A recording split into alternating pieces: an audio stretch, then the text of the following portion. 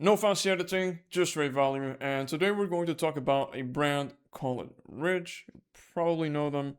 And if you want this little doc here with everything on it, feel free to check the first link in the description or the first link in the pinned comment.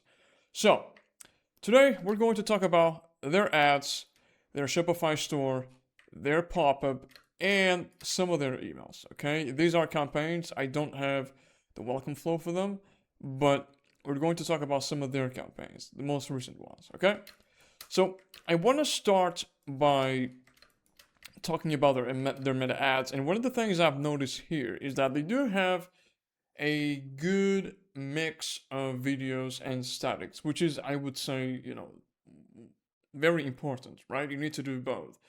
They recently also did a partnership with this guy.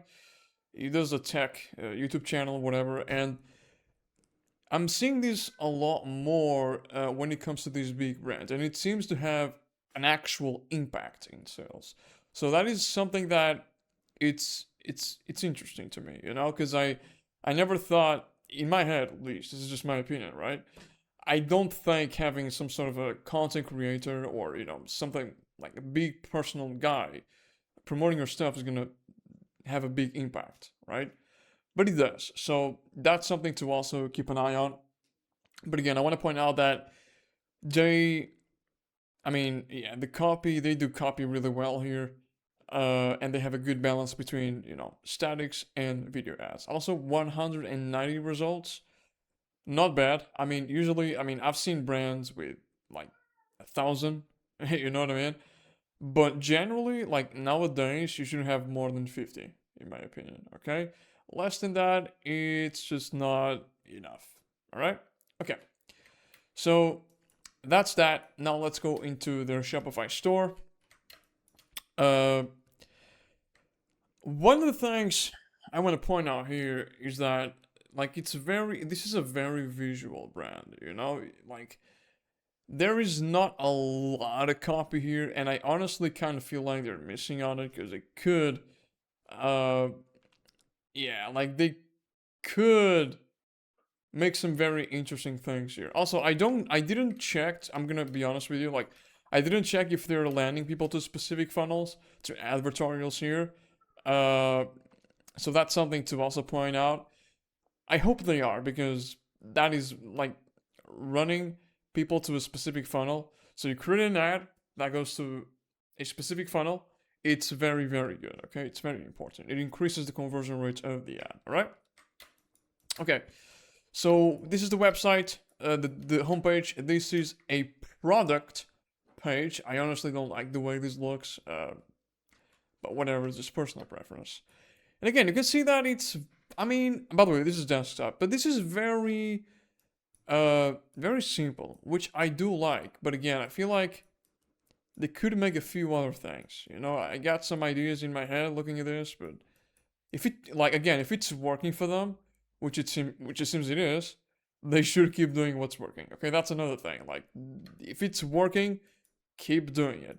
If you find a winning angle, keep doing it. If you find a format on your emails that work, don't overdo them, but keep doing it. Keep doing something similar to that, okay?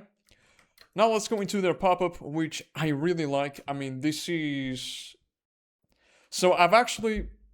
If you've seen my pop-up videos, most of them, like, this is the example I usually give people to try, right? So we got a full page pop-up, we got a product here, a product here. These are literally the places you put the product.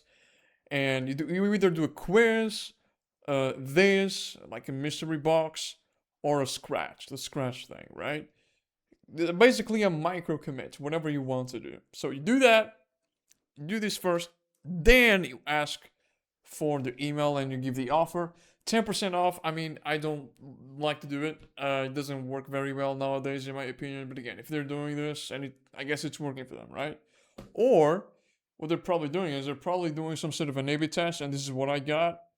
That's honestly most likely the case. But yeah, like, I suggested to do something different, something like up to 25% off, or a mystery discount.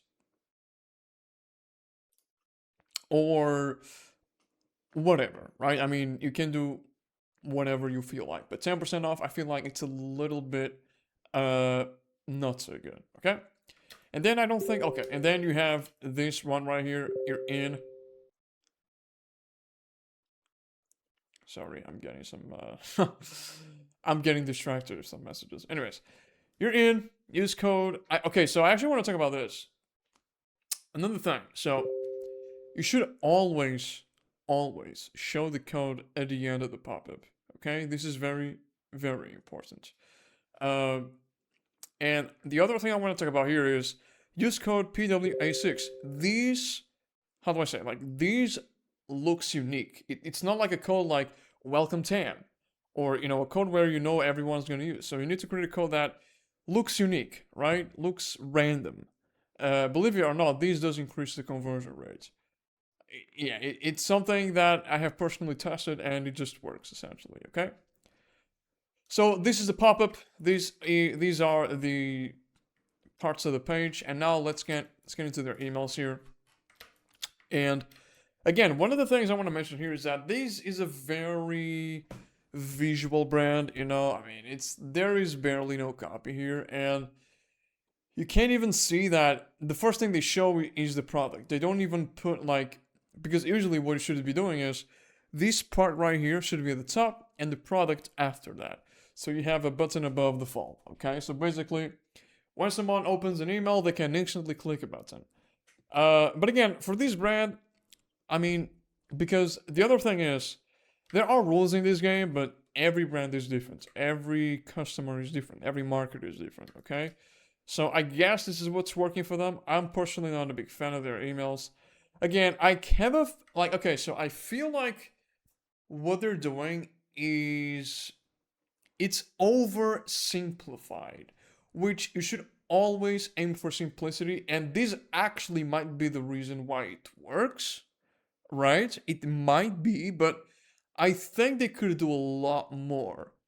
And the things I have in mind, I think they would help. But again, this is just speculation. Because the people that are running this brand, they know what they're doing, okay? They're making a shit ton of money.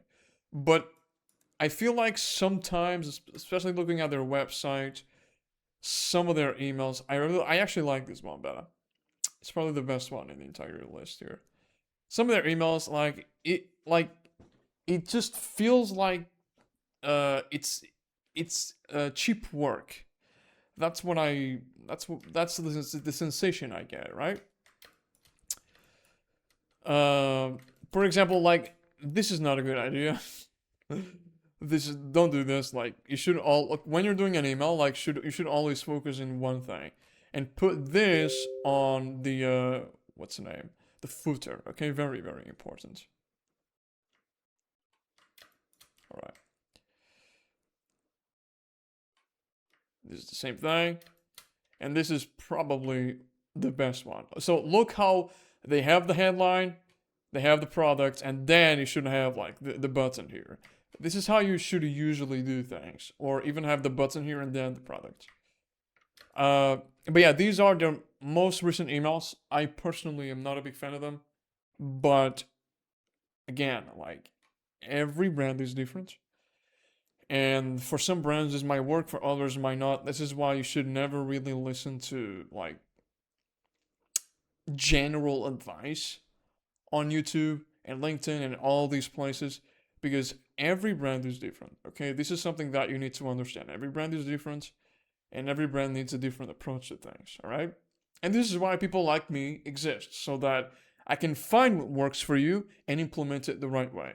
So yeah, that's it. Thank you very much for watching. Once again, if you want this little file here, first link in the description and first link in the pinned comment. Thank you for watching, and wish you an amazing rest of the day. Thank you.